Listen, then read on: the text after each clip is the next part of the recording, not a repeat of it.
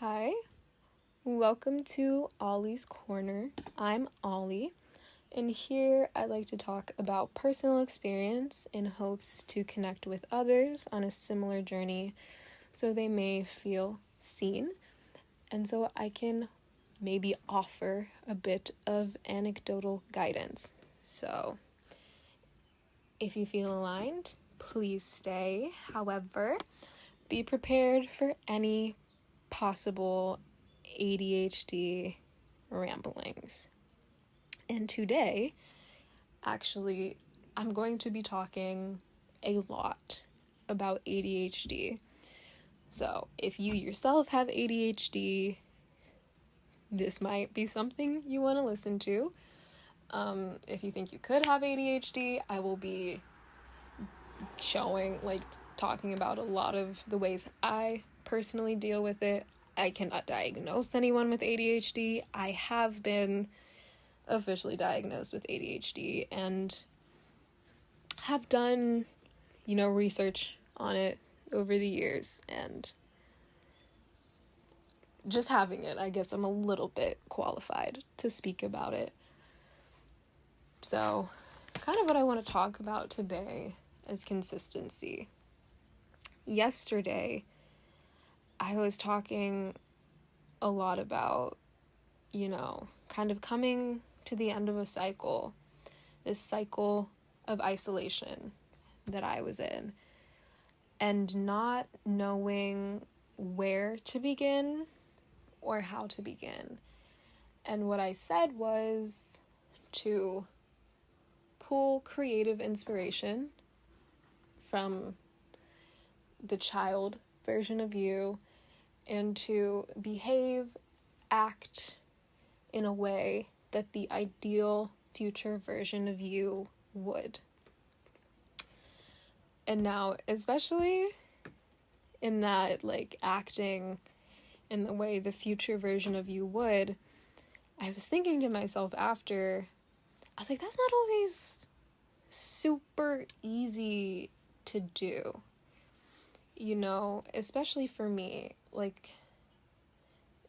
there have been times where I would listen to so much advice and it would be like, you gotta wake up maybe early, gotta get the sun, have a nice routine down, make sure you're eating healthy, make sure you're journaling, make sure you have a consistent spiritual practice. And so I would take that advice, and then for days at a time or maybe weeks at a time, I would be able to stick to it. But then eventually it would just fizzle and fade out.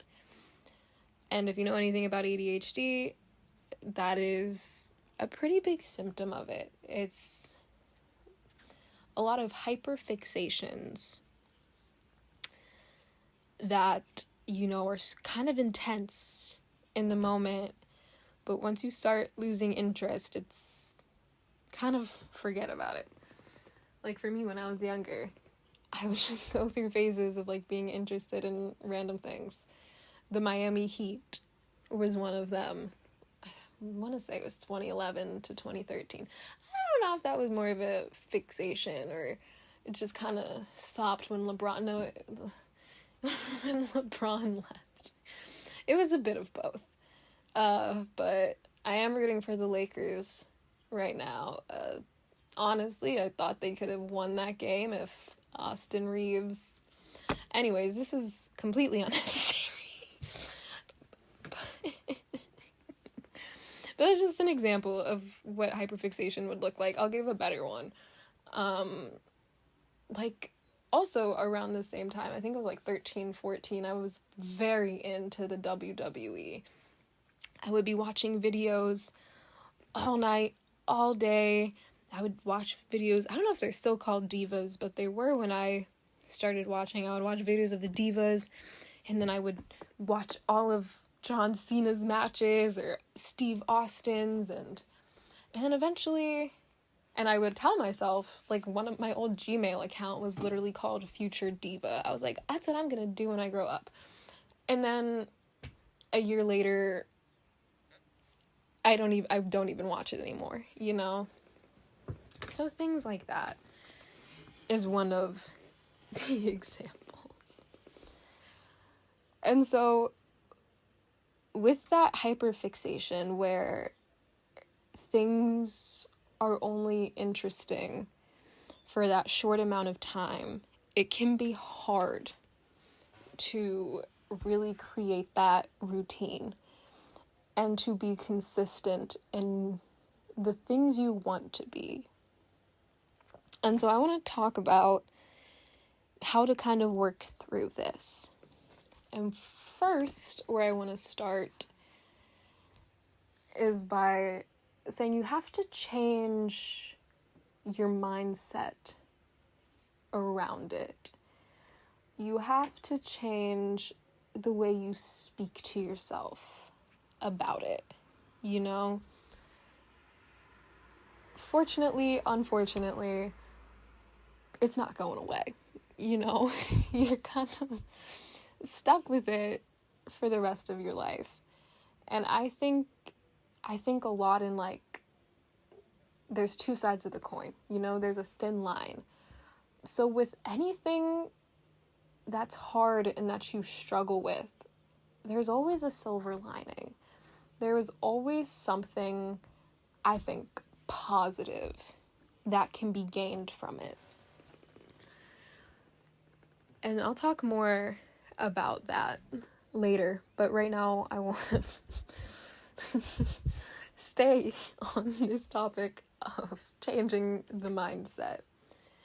And so I was diagnosed later in life, and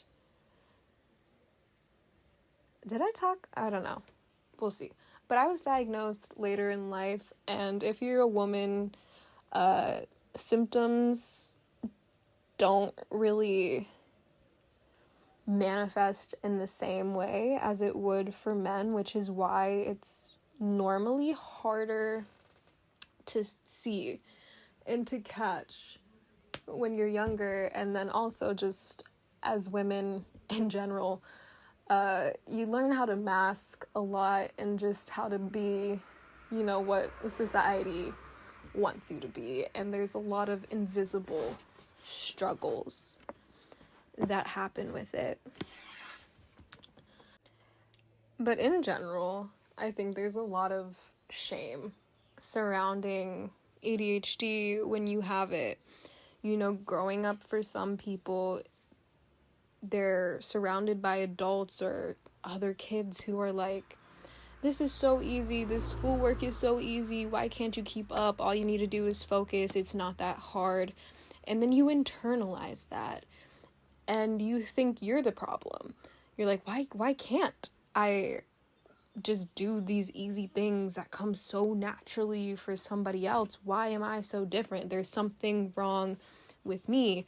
And then you carry that messaging and that narrative throughout the rest of your life, that there's something inherently wrong with me because I don't function in the same way as other people do. And so we have to take a look at that mindset and realize, you know, if you're struggling with this routine and these consistency things, if you keep running with that narrative, they're likely not going to change. If you think there is something inherently wrong with you, that's not going to change. In the way that you show up, it's going to be harder to have real, substantial, physical change seeing, because you already have this idea in your head that there's something wrong with you, that it could never change. So you really have to take that look inside and realize that this, I don't know what it's classified as, but, you know, it's right next to autism. A lot of people with ADHD even have autism or symptoms of autism. It's a real struggle. Your brain does not function the same way as a neurotypical person's brain does.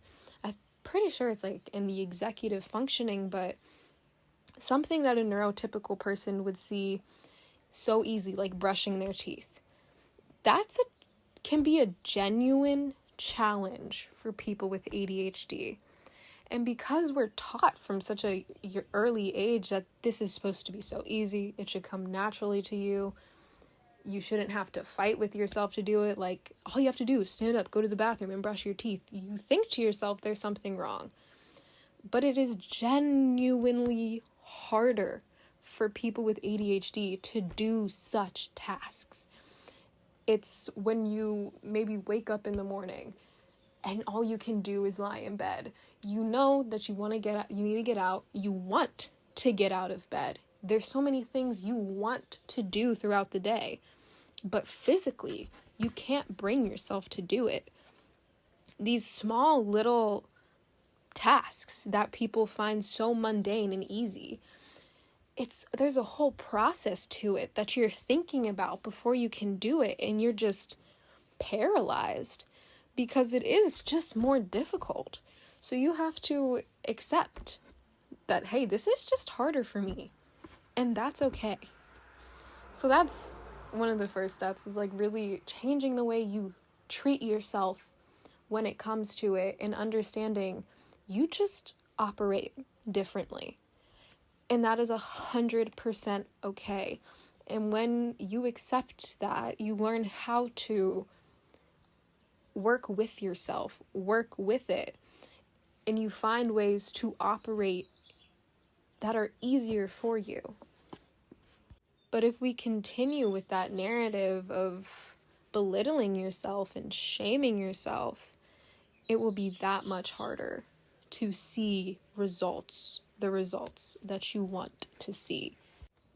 And so something that I like to do when it comes to being more gentle with myself and treating myself better and kind of changing the way I think about those small tasks that are hard for me to do. Like, personally, brushing my teeth twice a day wasn't always an easy thing. Washing my face twice a day didn't always come naturally for me. Drinking enough water a day is only something I've recently started to do. And so what I find helps me is letting the smallest wins make me proud. So, with the whole water thing, I was like, I know that, like, drinking more water will make me feel better, like just my body feel better on the inside. It'll help my skin on the outside. So I had a clear idea of why I wanted to do it, which I'll get more into. And so I set my goal like, okay, I just want to get at least 40 ounces in a day. I have this cute little orange cup I got from Dunkin' Donuts for free. And I was like, so I want to drink at least 2 of these a day. That was my goal. That's not enough water. But that was my goal. Going from 0 to 40, good enough. And so I set my goal at 40 ounces. But then, ideally, I would tell myself, I like to get 64 in. But every day when I'd get 40 ounces, I'd tell myself, I'm proud of myself. Some days I'd get 40. Some days I'd get 64, and then I'd go back to 40. And instead of allowing like a regressing kind of mindset, I would be like, hey, but I drank 40 ounces today. That's good. Tomorrow, I would prefer it if I drank more, but I am happy with the fact that I drank this much. Or with brushing your teeth, I'm like, at the end of the day, I'm like, you know what? I brushed my teeth twice today. I'm actually so happy I did that. And so these little things that people find so simple, you gotta be proud of them when you're able to do it. And the more you pour that love and that admiration into yourself, the more consistent you will be able to become with it. You're giving yourself the positive reinforcement in a verbal praise type of way that you never probably received when you were younger. And so you have to validate that, hey, this is harder for me. That's okay. but I did it today, and that's even better.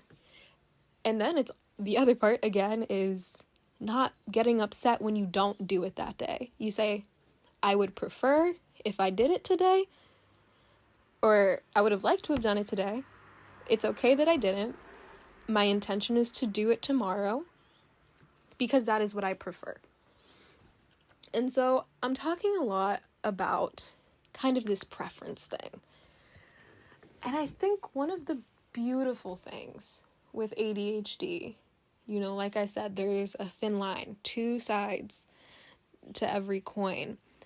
One of the beautiful things is that it is hard to find that motivation if it is not aligned with you. And I know there's really? That's beautiful? Why can't, I want to go do this. It shouldn't be this hard. Or I just want to get this essay done. It shouldn't be this hard. But I think, especially for me, when I got out of school and I'm an adult now, and I can kind of dictate where my life is going, it just makes it that much better, because I physically can't. It's so hard to put time into doing something that I don't want to do. And I really think that is a blessing in disguise. Is that it has to be aligned with me. I can't just do it because everyone else is doing it. I have to do it because I want to, because that motivation has to be there for me. And so I think what happened when I changed my mindset around it, how I talked to myself about it, and how I just treated myself in general, I found naturally what I wanted, and I was able to define it for myself. It wasn't some essay that I had to do because it was due. It wasn't a job that I had to go to just because I have to go to it. I'm finding things that I want to do, like the drinking water, because I know it'll be better for my health. And now that I actually like myself, now that I can treat myself better, I want my health to be better. And that intrinsic motivation is now enough for me to work on that consistency. But again, you have to be malleable with what the consistency looks like. Because routine can be, like I said, such a difficult thing. And for a while, I was like, you know what, routines, they just don't work for me. But sometimes without even having that structure, there isn't always a way for me to ensure that what I want to get done will get done. And so, again, I have to be malleable with it. I have to say, this is what I would like to do. This is what I would like to be consistent in. I might not be able to stick to a time schedule to do it, because we all know that can also be difficult. So my routine, my morning routine, it might not look the same every day, but my intention is to get the same out of it. My intention is to maybe stretch a little bit. Even if that's, some mornings I could do, a whole 30-minute practice type thing. Other mornings, I'm like, this just isn't happening today. And my enough is just getting out of bed, doing, what are those squats called? A yogi squat, doing a yogi squat for 30 seconds and calling it a day. I put the effort in, and I'm okay with the outcome. I'm happy that I put the effort in. That was enough for me. And I know that one day, maybe tomorrow, maybe 2 days from now, I'll be doing a 30-minute one again. And that, you just have to flow with how you're feeling in the moment and accept that it might not always look the same. And so one of my things is that I've been trying for so long, for years, when I was in high school, is exercising. Exercising consistently. Now, when I was in high school, the reason why I wanted to exercise was not healthy. Even through college, it was always really stemming from a comparison mindset. It was because I wanted to look like those other people.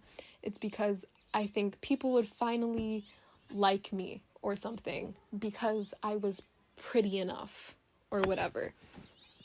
And so the reasoning, my motivation, I don't know if I can think of a better word for it, but it wasn't pure, so to speak. It wasn't coming from a place that I genuinely wanted to do it for myself. And so now, again, I'm working on it. Yesterday I went for a run. Today, it was one of those days where I did 30 seconds of stretching, and that's all. There's still more time in a day. We'll see where it takes me. But hey, what my goal is like movement every day. Some little type of movement every day. So we're working our way there. But now my reasoning behind it is completely different. It's, you know what? I really want to just be able to do a push-up. I want to, be able to jump when I'm older. I want healthier knees and legs. I want better posture for a more consistent amount of time. I don't want my back to hurt when I'm older. And so the reasoning behind it is because I genuinely just want what's best for myself. And so going into it with that being my reasoning and not at all just based on aesthetics and looking a certain way for other people is what I know will help with the consistency of it all and being, again, gentle with myself when it doesn't look the way I would prefer it to look that day, but just being happy that I did it anyways. And so I pulled a card earlier for this reading. I'll read it. So the card is Drink Deeply. It's kind of dark in here, but it is a woman holding a golden cup with this very beautiful blue inside the cup, kind of like a halo of light around her head, a little bit of a crown. Nice. Pretty. Let's see.